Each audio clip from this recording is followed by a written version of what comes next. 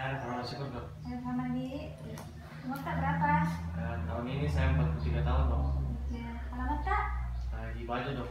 Belajar. Pekerjaan tak? Saya pegawai negeri sipil dok. Oke. Kami di Pak, di sini saya akan melakukan tanya jawab kepada Bapak. Bapak harus menjawabnya dengan sejujur-jujurnya dan saya akan merasakannya di rekam medis saya. Apakah Bapak bersedia? Iya dok, saya bersedia. Iya. Tapi apa keluhan tak? Anu dok, saya rasa turun di berat badanku. Turun berat badan tadi berapa lama ini turun? Sekitar 2 bulan terakhir ini dok. 2 bulan terakhir di. Iya. Dalam 2 bulan terakhir itu berapa kira-kira turun berat badan tak Pak? Sekitar 10 kg dok. 10 kg di dalam 2 bulan di. Ada kita rasa lemas Pak? Iya dok, saya rasa lemas. Lemas di. Iya. Nafsu makan tak menurun atau bagaimana? Menurun juga dok. Menurun di. Ini batuk tak? Kita rasa ada batuk atau tidak?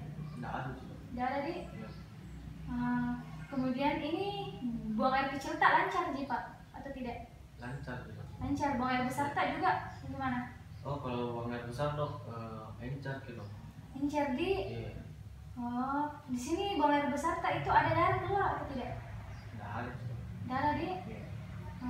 Pernah terkena penyakit ini sebelumnya? Belum pernah dok. Belum pernah di. Iya. Keluarga tak ada terkena penyakit ini? Nggak ada juga dok. Tidak ada di. Iya. Ada gak keluarga tak? Atau siapa tak yang ada keluhan lainnya atau penyakit lainnya? Oh, kalau dari ibu dok, ada dok lewat penyakit diabetesnya. Ada di diabetesnya. Baik Pak, saya akan melakukan cross check itu cek ulang kepada Bapak. Kita dengarkan di. Nama Arif Rahman Syukur, umur 43 tahun, alamat di Bajo, pekerjaan pegawai negeri. Keluhan tak itu penurunan berat badan di dalam 2 bulan ini sekitar 10 kg.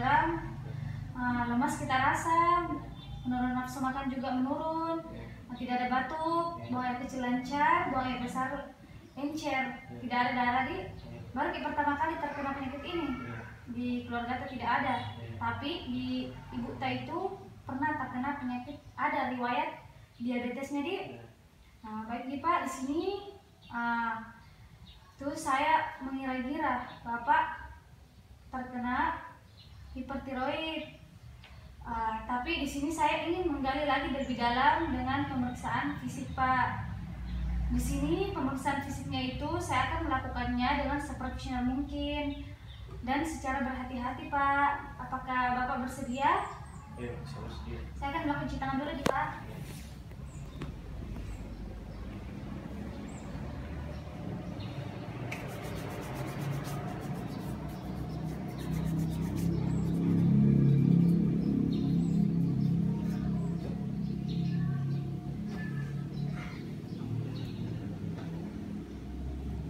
Hai Pak, silakan duduk di sini. Oh, iya. Baik Pak, relax. Saya akan melakukannya dengan baik-baik dan hati-hati di Pak. Di sini saya akan melakukan pemeriksaan fisik kelenjar tiroid.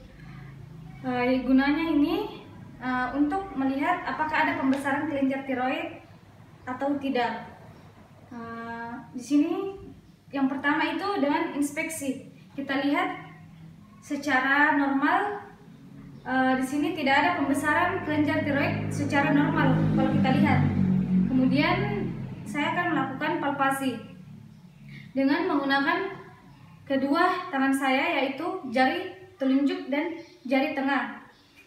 Dimana di sini kita raba dari atas ke bawah. Dari atas itu kita perlahan-lahan kita raba sampai di atas jakun. Kemudian untuk mengetahui apakah ada pembesaran atau tidak, dari samping juga kita raba apakah ada pembesaran atau tidak. Di sini dari raba yang saya rasakan, yang saya lakukan, yaitu kita melihat apakah konsistensinya itu lunak. Kemudian permukaannya itu agak kasar, ukurannya sekitar 2 cm. Kemudian kita lihat batasnya, kira-kira sampai di dekat jakun. Begitupun juga dari samping. Di sini kira-kira grade-nya itu sekitar 1A. Baik, setelah itu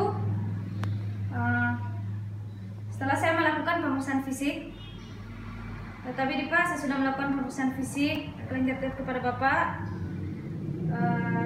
Tapi Pak, silakan duduk lagi.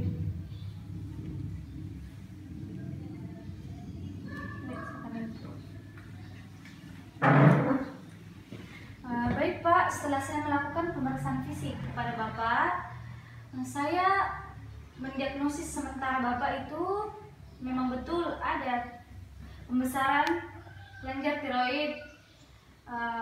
Bisa jadi Bapak terkena penyakit hipertiroid. Tapi saya juga menduga-duga Bapak terkena penyakit diabetes karena ada penyakit ibu Bapak ya terkena penyakit diabetes. Jadi di sini saya ingin Bapak lagi melakukan pemeriksaan fisik seperti contohnya di penyakit DM, pemeriksaan gula darah untuk lebih menegakkan diagnosis saya, Pak. Terima kasih ya, Pak. Tadi Pak, silakan duduk lagi.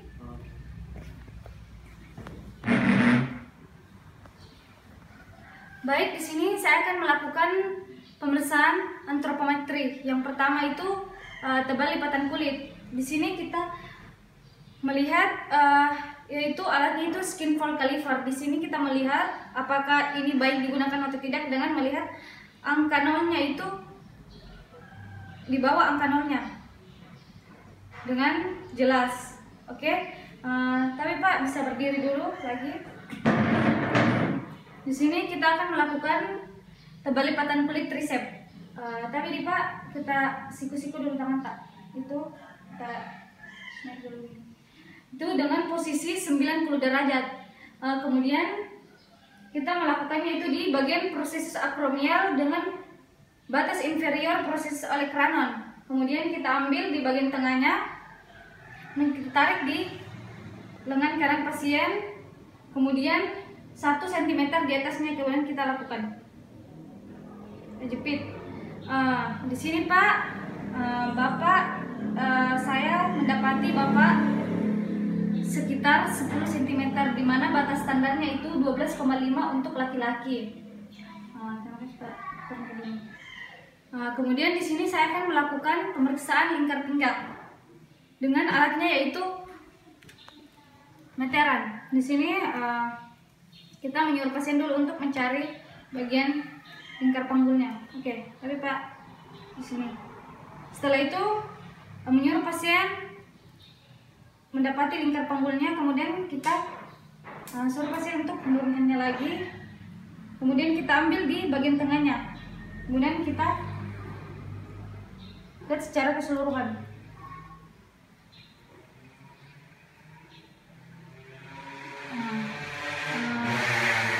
Pak, di sini saya sudah melakukan pemeriksaan lingkar pinggang, di mana di sini saya mendapati Bapak sekitar 85, di mana batas standarnya itu untuk Bapak laki-laki itu sekitar 90 cm. Tapi Pak, silakan duduk lagi, saya akan melakukan cuci tangan.